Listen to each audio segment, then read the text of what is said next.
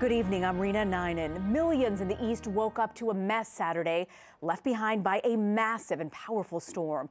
Homes along the coast were flooded by heavy rain and a surge of seawater. Inland areas were buried under heavy snow. Wind gusts in some places topped 90 miles an hour. At least 8 people were killed, many of them by falling trees. More than 1.5 million homes and businesses are still without power. More now from Kris Van Cleave in Quincy, Massachusetts. Massachusetts held its breath as the tide rolled back in. After being battered by winds up to hurricane strength and ferocious waves for more than a day. Entire neighborhoods are without power. Never seen anything like it. Wayne Adams could do nothing but watch as the Atlantic Ocean flooded his garage and his car in Quincy near Boston last night.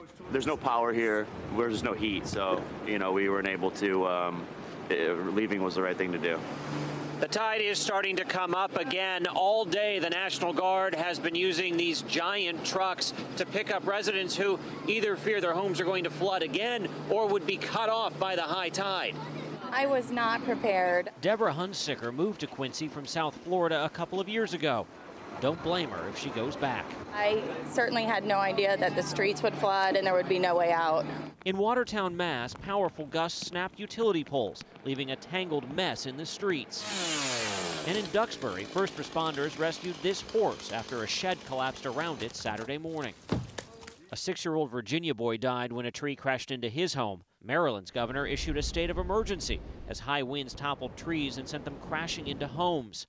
A 77-year-old Baltimore County woman was killed. She had walked outside to get some of her mail. While she was out doing that, one of the tree branches broke off and struck her.